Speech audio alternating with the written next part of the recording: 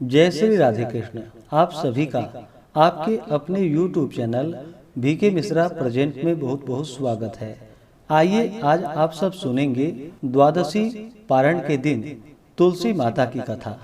जो भी भक्त सच्ची श्रद्धा के साथ भगवान विष्णु का पूजन करते हैं, भगवान शालिग्राम का पूजन करते हैं, माता तुलसी का पूजन करते हैं, एकादशी का व्रत करते हैं, इससे भगवान श्री हरि विष्णु अति प्रसन्न होते हैं और अपना कृपा प्रदान करते हैं।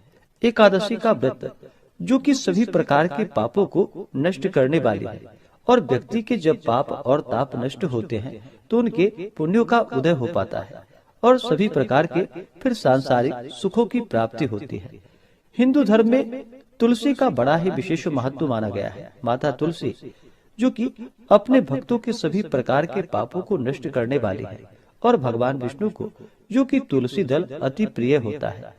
बिना तुलसी दल के भगवान विष्णु उस पूजन को स्वीकार नहीं करते हैं और जहाँ पर भी तुलसी का वृक्ष होता है वहाँ पर यम के दूत भी असमय नहीं आते जाते। इसलिए चाहिए कि माता तुलसी का पूजन करे और तुलसी वृक्ष के नीचे जो कि दीपक जलाने चाहिए। इससे माता तुलसी अपना कृपा प्रदान करती है। माता तुलसी का विवाह जो कि भगवान शालिग्राम के साथ विधि विधान के साथ कार्तिक के महीने में किया जाता है और प्रत्येक दिन भगवान विष्णु का पूजन करना चाहिए। भगवान विष्णु के पूजन के साथ साथ माता तुलसी का पूजन करते हुए कथा भी श्रवण करना चाहिए। इससे भगवान विष्णु और माता तुलसी का कृपा प्राप्त होता है। तो आइए सुनते हैं द्वादशी पारण के दिन तुलसी माता की कथा। अगर आप एकादशी व्रत द्वादशी पारणा तिथि के दिन ब्राह्मण दक्षिणा, अन्नदान, वस्त्रदान, गौदान आदि के लिए देना चाहते हो तो आप अपनी श्रद्धा और सामर्थ्य के अनुसार हमें डिस्क्रिप्शन में जाकर के वहां से गूगल पे, फोन पे या अकाउंट नंबर के माध्यम से आप अपने श्रद्धा और सामर्थ्य के अनुसार हमें ब्राह्मण दक्षिणा प्रदान कर सकते हैं। तो बोलिए प्रेम से माता तुलसी की जय, भगवान श्री हरि विष्णु की जय, माता लक्ष्मी की जय, भगवान शालिग्राम की जय, एकादशी माता की जय, सर्व देवी देवता की जय। तुलसी से जुड़ी हुई एक कथा जो कि बड़ी ही प्रचलित है। श्रीमद् देवी भागवत पुराण में इनके दिव्य अवतरण की दिव्य लीला कथा भी बताई गई है। एक बार भगवान शिव ने अपने तेज को समुद्र में फेंक दिया। उससे एक महातेजस्वी बालक ने जन्म लिया। यह बालक जो कि आगे चलकर जालंधर के नाम से पराक्रमी दैत्य राजा बना। इसकी राजधानी का नाम जो कि जालंधर नगरी पड़ा। दैत्यराज काल नेमी की कन्या वृंदा का विवाह जालंधर से हुआ।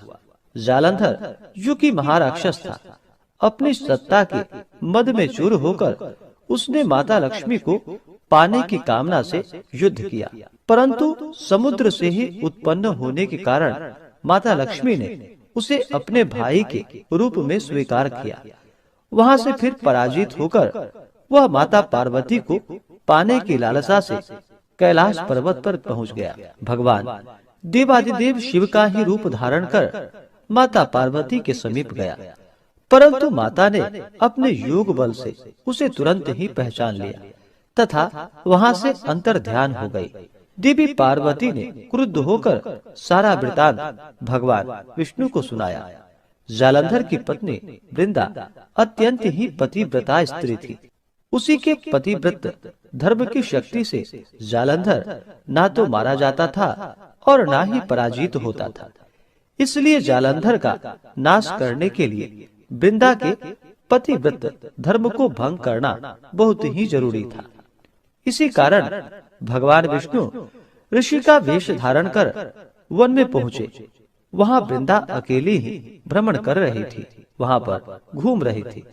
भगवान के साथ दो मायावी राक्षस भी थे, जिन्हें देखकर वृंदा भयभीत हो गई। ऋषि ने वृंदा के सामने पल में दोनों को भस्म कर दिया। उनकी शक्ति को देखकर वृंदा ने कैलाश पर्वत पर महादेव के साथ युद्ध कर रहे अपने पति जालंधर के बारे में पूछा। ऋषि ने अपने माया जाल से दो वानर को प्रकट किए। एक वानर के हाथ में जालंधर का सिर था तथा दूसरे के हाथ में धड़ था। अपने पति की यह दशा को देखकर वृंदा मूर्छित होकर वहीं पर गिर पड़ी। होश में आने पर उन्होंने ऋषि रूपी भगवान से विनती की कि वह उसके पति को जीवित करे। भगवान ने अपनी माया से पुनः जालंधर का सिर धड़ से जोड़ दिया, परंतु स्वयं भी वह उसी शरीर में प्रवेश कर गए। वृंदा को इस छल का जरा भी पता न चल पाया। जालंधर बने भगवान के साथ वृंदा पतिव्रता सा व्यवहार करने लगी, जिससे उसका सतीत्व भंग हो गया। ऐसा होते ही वृंदा का पति जालंधर, जो कि भगवान शिव से युद्ध कर रहा था, वह युद्ध में हार गया और मारा गया। इस सारी लीला का जब वृंदा को पता चला तो वह क्रुद्ध होकर भगवान विष्णु को, जो कि शिला होने का श्राप दे दिया तथा स्वयं भी सती हो गई। जब वृंदा भस्म हुई, वहां पर तुलसी का पौधा उगा। भगवान विष्णु ने वृंदा से कहा कि हे वृंदा, तुम अपने सतीत्व के कारण मुझे लक्ष्मी से भी अधिक प्रिय हो गई हो। अब तुम तुलसी के रूप में सदा ही मेरे साथ रहोगी। जो मनुष्य मेरे शालिग्राम रूप के साथ तुलसी का विवाह करेगा, पूजा करेगा, उसे इस लोक और परलोक में विपुल यश की प्राप्ति होगी। जिस घर में तुलसी होती है, वहाँ पर यम के दूत भी असमय नहीं आ जा सकते। गंगा व नर्मदा के जल में स्नान तथा तुलसी का पूजन बराबर माना जाता है। चाहे मनुष्य कितना भी पापी क्यों ना हो, मृत्यु के समय जिसके प्राण मंजरी रहित तुलसी और गंगा जल मुख में रखकर निकल जाते हैं, वह पापों से मुक्त होकर वैकुंठ धाम को प्राप्त होता है। जो मनुष्य तुलसी व आंवले की छाया में अपने पितरों का श्राद्ध करता है, उसके पितर भी मोक्ष को प्राप्त हो जाते हैं।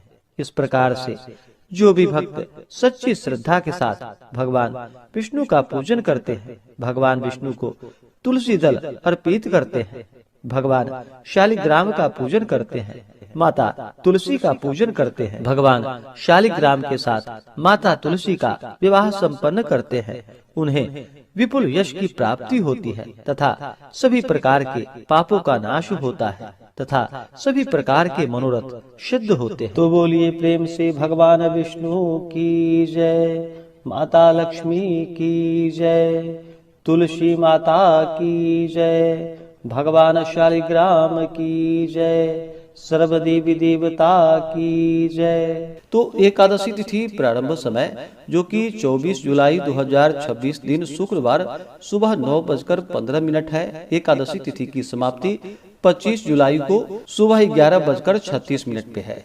व्रत पारण के लिए कहा गया है। व्रत का पारण हरिवासर समाप्त होने के बाद और द्वादशी तिथि में ही करनी चाहिए। तो द्वादशी तिथि का प्रारंभ 25 जुलाई को यानी शनिवार के दिन सुबह 11:37 से है और द्वादशी तिथि का जो समापन है वह 26 जुलाई को रविवार के दिन दोपहर 1:59 पे द्वादशी तिथि की समाप्ति है। तो हरिवासर समाप्त होने का जो समय है वह समय 25 जुलाई को शाम 6:12 पे ही हरिवासर की समाप्ति है। ऐसे में सभी भक्तजन व्रत का पारण 26 जुलाई 2026 दिन रविवार को व्रत का पारण करेंगे। पारण का समय सुबह 5:40 से सुबह 8:23 तक व्रत का पारण किया जाएगा।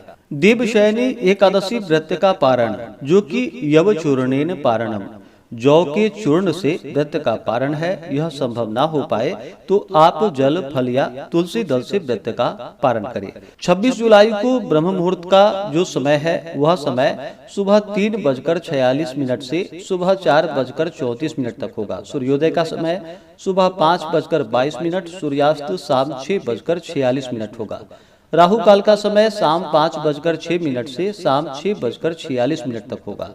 प्रातः काल पूजा का जो शुभ मुहूर्त समय है वह समय सुबह 7:02 से सुबह 8:43 तक होगा। जो भी व्रती हैं व्रत का पारण करते हैं उन्हें चाहिए कि द्वादशी तिथि की सुबह जो कि ब्रह्म मुहूर्त में उठ करके नित्य क्रियाओं से निवृत्त होकर के स्नान करके शुद्ध वस्त्र धारण कर ले, भगवान सूर्य नारायण को अर्घ्य प्रदान करे, उसके बाद भगवान का पूजन कर ले, भगवान को भोग लगाए, भगवान की आरती कर ले और फिर व्रत की पूर्णता के लिए भगवान से प्रार्थना करे। व्रत में कहीं भी न्यूनता या अधिकता हुई हो इसके लिए भगवान से क्षमा प्रार्थना करे और कहे कि हे भगवान, यह जो मैंने देवशयनी एकादशी का व्रत किया है इसका हमें पूर्ण फल प्राप्त हो।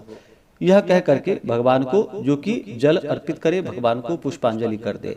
इसके बाद फिर ब्राह्मणों को भोजन करवाए, ब्राह्मणों को दान और दक्षिणा दे और फिर सही समय के अनुसार व्रत का पारण करे और भोजन आदि का फिर आगे कार्य कर सकते हैं। तो आशा करता हूँ कि यह जानकारी आपको अच्छा लगा हो। इसी प्रकार से ज्ञानवर्धक जानकारियाँ प्राप्त करते रहने के लिए, व्रत पूजा के बारे में जानने के लिए, कथा को सुनने के लिए चैनल पे अगर आप पहली बार आए हैं तो चैनल को लाल बटन दबा करके सब्सक्राइब करें, साथ में बेल आइकन घंटी को दबाएं ताकि आने वाली वीडियो का नोटिफिकेशन आपको समय से मिलता रहे। वीडियो को लाइक करें, शेयर करें। सुखी रहें और स्वस्थ रहें। जय श्री राधे कृष्ण। धन्यवाद।